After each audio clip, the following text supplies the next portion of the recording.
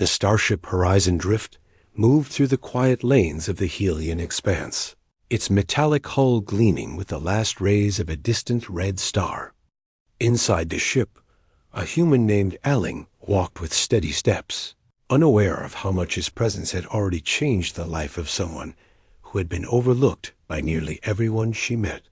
Aling was an engineer assigned to a diplomatic convoy, chosen more for his calm reliability than any remarkable status. Yet in a galaxy expanded by endless civilizations, sometimes it was the unnoticed soul who made the greatest impact. Among the passengers was an alien woman named Rena, a member of a species known for their pale luminous skin and faint silver markings across their arms.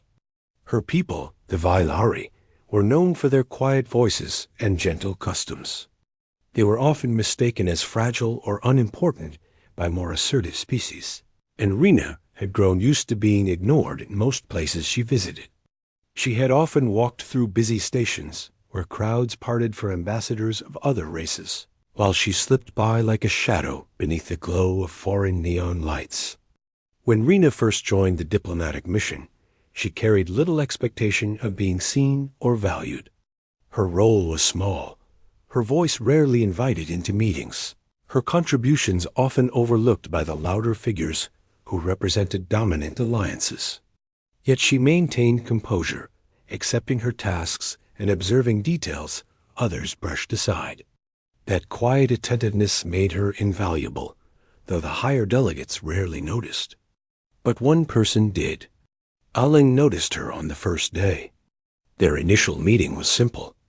Aling saw Rena struggling to lift a container of translation tablets, while the others walked past without offering help. He stepped forward and lifted the weight with a single motion.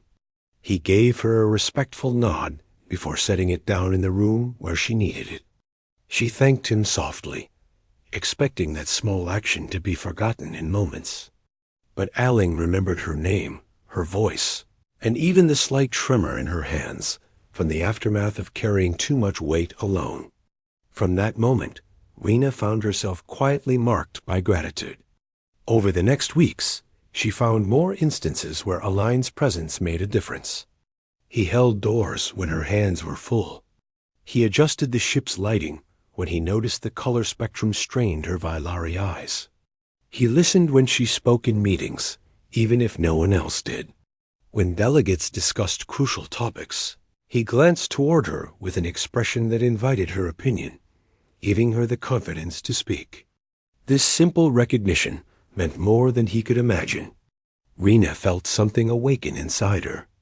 Not admiration for power or authority, but respect for a human who saw value where others looked away. For a species often praised for boldness and ambition, Aling showed a quieter kind of strength. He had empathy and patience, qualities that lifted Rena's esteem higher each day. But she kept her feelings carefully contained. Vailari emotions glowed visibly through faint illumination patterns on their skin, and she often had to retreat before her markings brightened too much. Yet even then, Aling never questioned her strange moments of departure. He simply respected her rhythm. Things changed when the convoy approached the border systems near the Sokran Divide. Rumors of political unrest circulated among the crew, but the officials on board dismissed them with careless confidence. Rena sensed danger in their reports. She tried to speak during a briefing, but her suggestions were brushed aside by the senior delegates. They had grown accustomed to ignoring her. Aling, however, glanced at her with concern. He believed in her instincts, even if he could not sway the others. Trouble struck 3 days later. As the Horizon Drift drifted near a contested outpost, a sudden surge of energy hit the ship. The shock wave rippled through the hull. Alarms blared, and the lights flickered.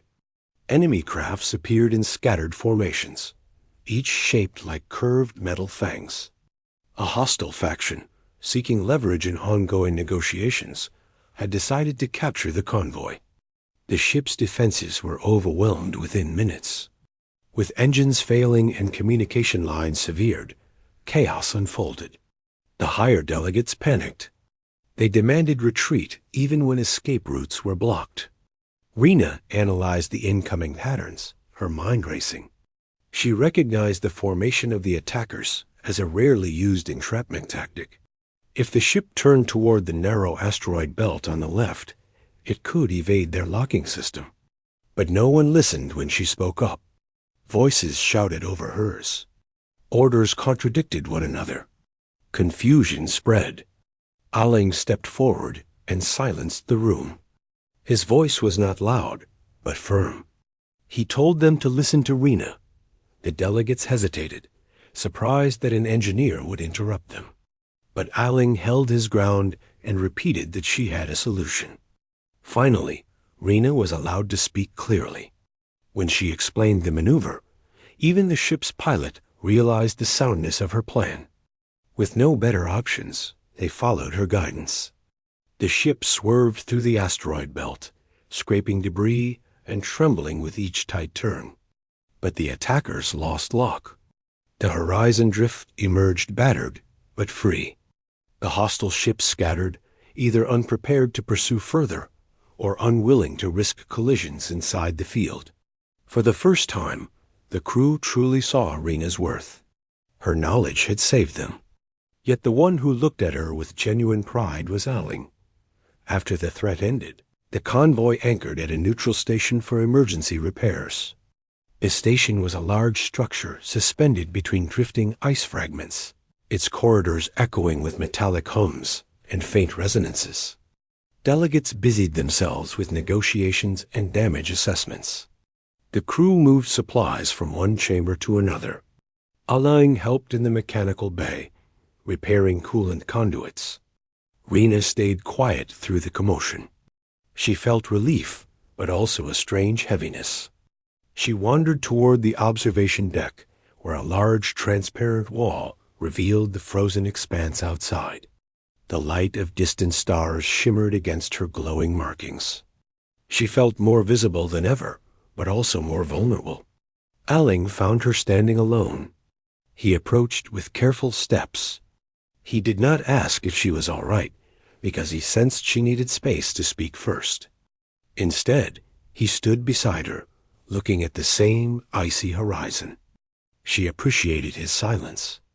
After a while, she said she had never expected anyone to believe in her the way he had. Her voice trembled, and the silver patterns on her skin brightened softly. She admitted that being overlooked had been a familiar part of her life. But Elaine's small acts of respect had changed something inside her. Aling answered with modest words. He said that she deserved recognition. He said that her insight had saved everyone. He reminded her that often the quietest person in the room held the most knowledge.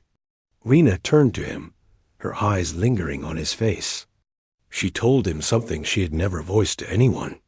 She said that among all the chaos of the galaxy, he was the one who remembered her, the one who saw her. Her voice softened into a whisper as she said, "Everyone overlooked me, but you remembered me, human."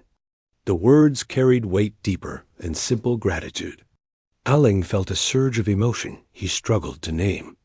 They stood together in silence for several moments, not from discomfort, but from shared understanding. Outside the window, a veil of deep space shimmered with icy fragments, drifting like shattered moons. In that moment, alien and human stood without barriers between them. Their bond grew stronger over the next days as the convoy prepared to continue its mission. The delegates consulted Rena more often. Her confidence grew. She walked with steadier steps. Her markings glowed more vibrantly. Aling continued working alongside her, offering support, but also giving her full independence when needed. He admired her intellect, her resilience, and her quiet strength. She admired his compassion and unwavering respect. But the peace did not last long. Before the repairs were fully complete, the station received a distress signal from a nearby mining outpost. A mysterious anomaly had destabilized the region. The convoy decided to investigate, believing it part of their diplomatic responsibility. Rena joined the analysis team. Aling assisted with equipment checks.